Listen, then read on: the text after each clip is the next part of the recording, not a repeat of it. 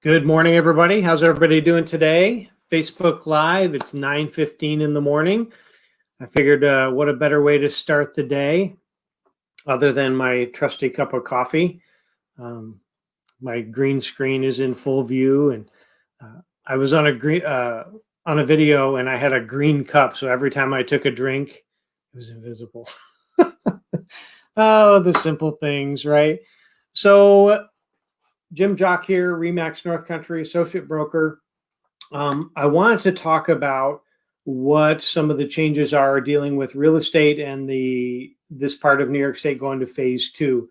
Um, I know that when all the restrictions started, it was changing every day. It was almost hard to keep up because, like, well, wait a minute. Yesterday they said this, and now it's that, and so gosh, how far into it? This is the beginning of June, and we started all this March 22nd or something like that. So we've been into this for a while. We've got the face mask thing down. Hopefully, we've got hand sanitizing down. Hopefully, we've got social distancing down. Hopefully, everything, like I said, social distancing. You need a mask when you can't be 6 feet away. So if you can be 6 feet away, you're okay out in public. Now, when that comes to looking at real estate and walking into a property that you may be, potentially buying, it's a little bit different. That even though you can be 6 feet away, you still have to have face covering. So we're going to talk about some of those, idiosyncrasies and what the rules are as it relates to real estate. Because obviously you're going to rely on real estate professionals like myself to tell you, here's what you have to do as it relates to what we're doing. So we're going to go through some of that. I'm also going to answer questions if you have. I'm going to switch over to the comments section here. And if you have questions or comments, positive and constructive questions and comments, otherwise, don't waste your time, please. But if you want to ask questions as we go, feel free to just do that right in Facebook. I've got it right up as part of my my broadcast. And you'll also see a little logo up to the right. I'm going to probably point to the wrong way. Yep, I do that every time. Right up here, StreamYard is the software that I'm using to do the live broadcast. I could even bring in, I think, 6 guests. So anyway, if you know me, you know I like tech. I like to do things more efficiently, more effectively. That was always kind of my mantra when I was a tech guy in the Air Force is I want to take whatever you're doing and use software to make what you do more efficient, not to be a slave to the computer or, just so anyway, that's what I like to do. And I apply that to real estate as well. During this pandemic time, we were all thinking that, the only way to really look at a house was going to be to watch a video, virtual walkthrough, and things like that. Well, fortunately, I've been doing those for about 3 years, I think. So I've kind of gotten a good system down of doing the live walkthrough videos, and I've actually changed it up a little bit more recently so that I do it unbranded now. Because what I want to do is I want to actually put it into the multiple listing system as a virtual tour link, because then a lot of times, a lot of the software platforms push that out. Like you can go on realtor.com or wherever, and you can see a button for a virtual tour that'll link to the YouTube walkthrough that I've done. So lately, this has been how we look at properties. Is hopefully there's a virtual tour already out there that you can look at to kind of get an idea if you want to move to the next step. And if not, I've even, had buyer clients say, hey, I want some more information about the house. Is there any way, that I can see it? And I've either gone there and done a live video or a live video conference like FaceTime, Facebook Messenger, things like that, with the client live back and forth. So I can show them the property virtually, and because that was a restriction, so that's what we had to do. I also had gone in and recorded a video and then send it to them privately so that, so that they can see it. And then had other people ask about the same property and saying, "Oh, I've got a private video I can share with you and show you that." So those are the type of things that we had to start doing during the pandemic because of the restrictions. Like I said, I've already got the equipment to be able to do the video and things like that. I mean, honestly, everybody has a cell phone. Everybody has a cell phone with a camera. If you don't, shame on you. But so video doesn't have to be hard. And I know I'm kind of getting off a rabbit trail here, but these are the tools that we use to apply to the situation, and especially with the COVID restrictions. We're using tools maybe in a little bit different way so that we can still operate and help buyers buy and sellers sell during pandemic times. Because often, I mean, some people have to buy and some people have to sell. Life happens, and those circumstances that we're in that make us need to buy or sell, that's the nature of the beast. So we had all the restrictions come up, and when the restrictions first came out, it was more, I think it was more the beginning of April through about the middle of April, or when the restrictions were happening more and more, because that was when the virus was more widespread, especially in New York City and surrounding areas down there. And we're about, if I was to drive to the city from here, I think it's a 6-hour drive roughly. Somebody correct me if I'm wrong, but about 6 hours from here. So we're about as far from New York City as you can go when it comes to that. But anyway, now that things are eased, we moved into phase one. Phase one, there wasn't a whole lot of change in really what we could do for people with taking them into real estate. There were situations pretty much they had to go in by themselves during the phase one. So when we hit phase one, it was really hard because people were allowed to see properties, but they weren't allowed to see properties with their real estate professional unless they were doing a phone call, a video conference, or things like that. And that was probably one of the hardest things to deal with, because when you're representing a client and you're not able to go in and look at a house with them as working with a buyer, it's really hard, because I probably look at easily 100 or 2 homes a year, times 5 years, 6 years almost. That's a lot of homes that I've looked at. It doesn't make me an expert on building trades or whatever, but I know what I've seen. I've seen when something's not right in a house, and I've seen when things, have been updated. So I've been able to share that experience with buyers when I'm working with them and showing them properties. It also helps me prepare the sellers so that they know, here's what we need to do to move forward. Here are the best things that you can do to prepare your house to be on the market. So phase one was really awkward because, it's what we do. We show property, and we're not allowed to show property. So that was kind of difficult. And but now that we're in phase two, and I think, a majority, I think, of New York State, when you look at the map, maybe not by population centers, but a good chunk of the state is now in phase two. And what I'm going to share is some of the guidelines that the state, I think it's actually the Department of Health, has given us. Yes, it is. So I'm reading to you right from the Reopening New York, the guide for real estate employers and employees, and they just mean for everybody. I would guess that they're using a template for a lot of different industries that cover, certain procedures and what you do for office places, things like that. So when it comes to phase two now allows people to go to a real estate office. if you need to. I think that the pandemic has shown that we probably don't need to go to a physical office as much as maybe we were used to doing before. There are still times where you've got to, maybe stop by and sign some paperwork or drop off an escrow deposit or pick something up or whatever.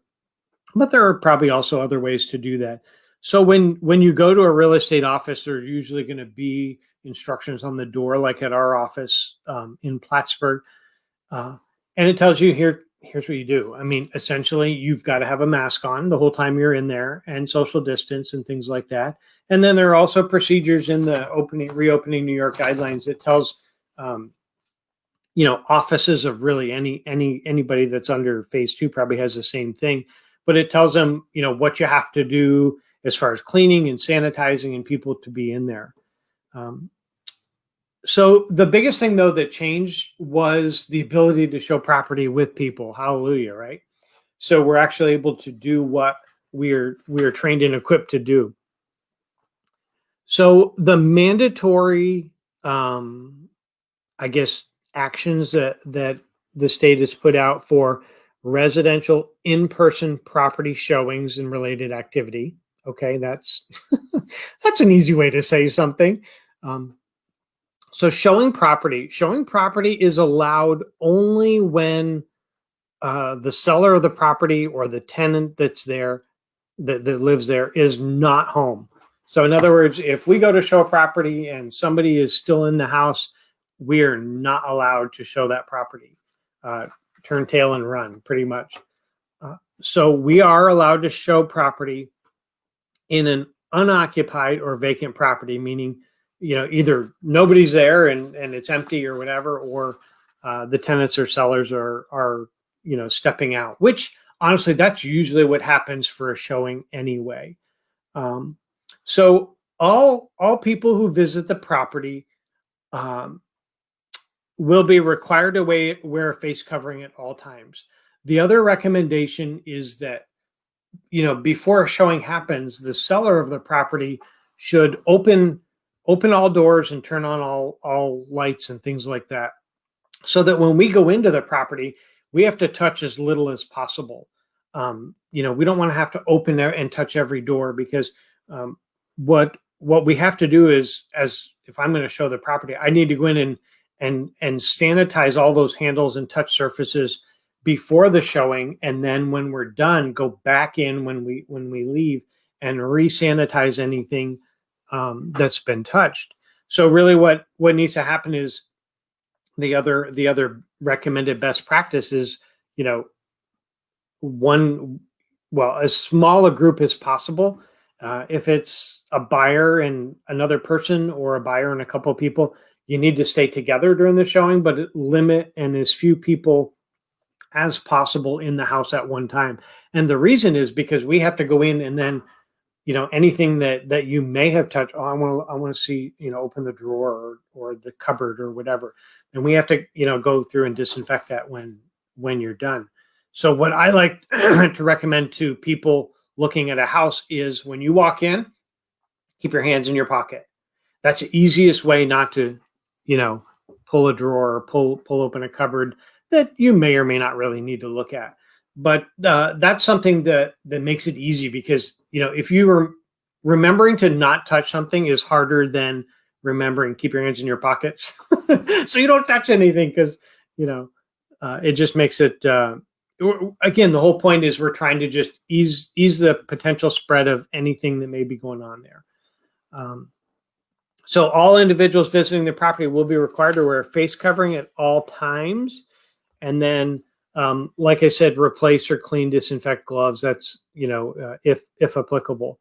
But then any high touch surfaces. So like when I leave a property, and I showed a few property yesterday, and this is how I did it, is okay, they're getting ready to leave, and I'm going back through with my disinfectant wipe, and I'm, all the door handles that I touched, I'm cleaning and sanitizing and kind of working my way through the property. And when we finish upstairs, I disinfect that and come downstairs, things, and then back our way out and disinfecting everything as we go. It's like I It reminds me of my wife because she loves Clorox and she loves Clorox wipes and things like that.